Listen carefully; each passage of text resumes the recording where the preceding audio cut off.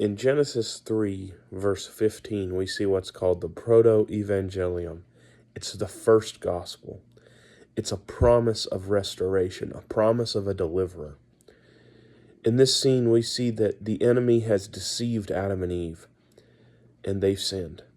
And their sin has brought curse into the world, has brought death and pain. But there's a promise here. God is cursing the enemy. He's cursing Satan. And he says this, I will put enmity between you and the woman, and between her seed, and between your seed and her seed.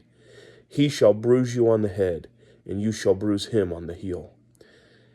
That's a promise from God. He's telling the enemy, he's saying there's one coming that will destroy you. He'll crush your head. You'll try to crush his heel, but he'll crush your head. And he's speaking of Christ when he says the term, your seed and her seed.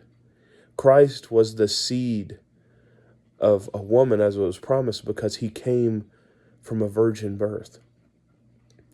He was this deliverer that was promised here in Genesis 3:15 and throughout the rest of the scriptures.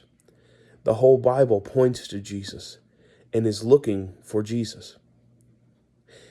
We see that especially through the cross, because we see at the cross where Jesus being born into the world of a virgin, living a perfect sinless life, and then choosing to suffer and die.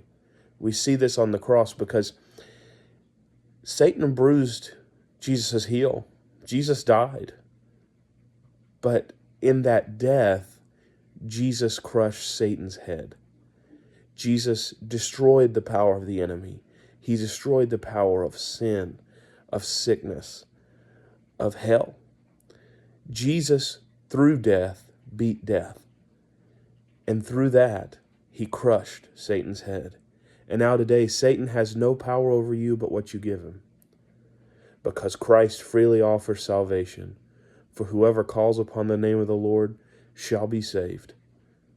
So this is the first promise of that deliverer, where God says, I will put enmity between you and the woman, and between your seed and her seed, and he shall bruise you on the head, and you shall bruise him on the heel. So trust Christ today. Be thankful for the deliverer that he is. Walk in his salvation and walk in the fullness that he has for you. I love you. Jesus loves you. Have a great day.